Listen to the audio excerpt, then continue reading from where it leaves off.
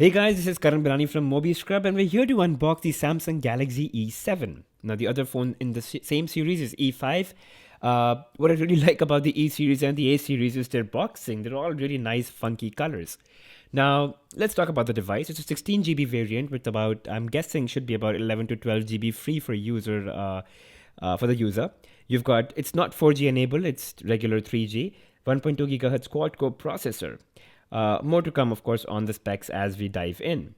Now, on the box it says 24,000 rupees, but you can get it about 20,500, on Flipkart or Samsung India e-store. The E5, on the other hand, is about 17,500. Anyway, so there you go, guys. That's the Galaxy E7. You've got Super AMOLED. It's modern, and sleek. Well, of course, it must be sleek. I think it's about 7 mm. Well, it is sleek. It's actually pretty nice, but it feels a lot like the really successful Galaxy Grand and the Grand 2, if you remember. It's got a very similar look and feel to it. Anyway, let's just go inside the box and see what all we've got there. The standard, you've got the information guide, quick start guide. Then you've got your headphones. You've got the inbuilt mic as well as volume controller, inline mic. Sorry. So that's that. I think Samsung's really improved the quality of these, and they're pretty solid. Okay, so let's go further. You've got your ear tips, small, medium, large. In case you lose something, just replace the tips. Not a problem at all. USB 2.0 data syncing and charging cable. It's not very long. Just like the Note Edge and the Note 4 usually had very long cables. Anyway, I don't think that's a big deal. You've got the key to kind of open the slot. So I'm guessing this is a dual SIM device. So there'll be 2 slots. And you've got a USB wall adapter, 2.0 ampere rating.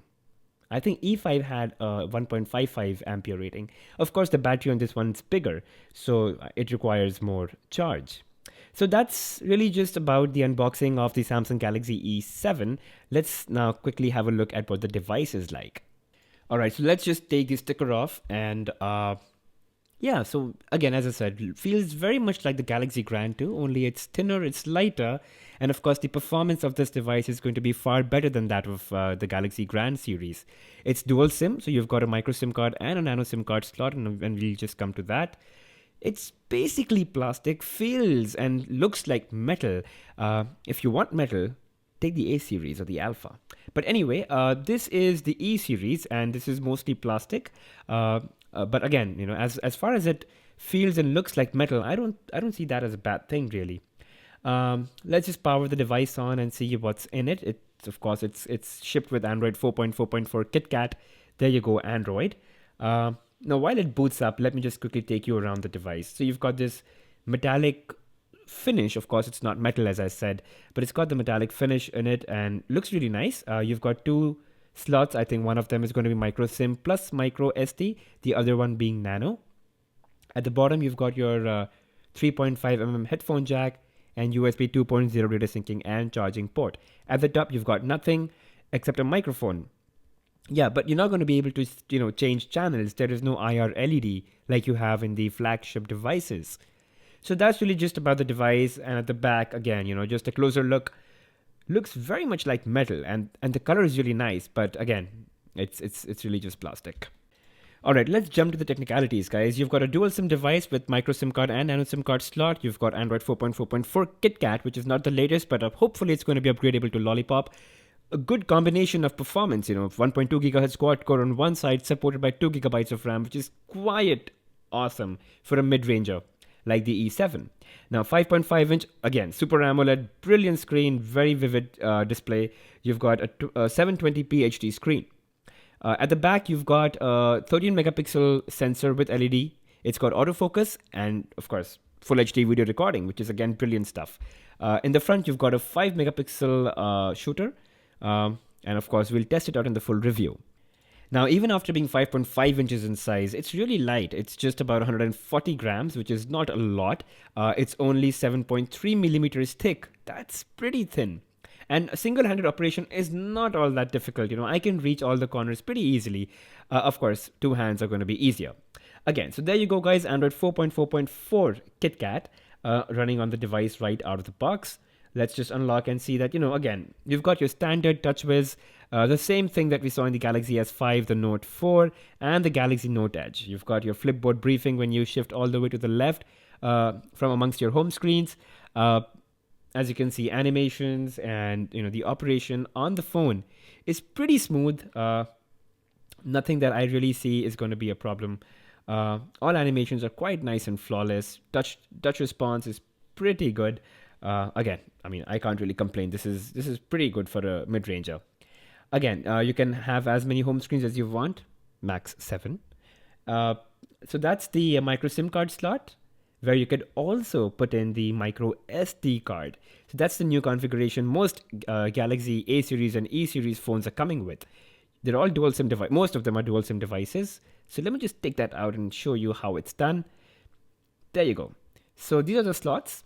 The one on the right is the bigger one where you put in the micro SIM as well as the micro SD card, expandable up to 64 gigabytes.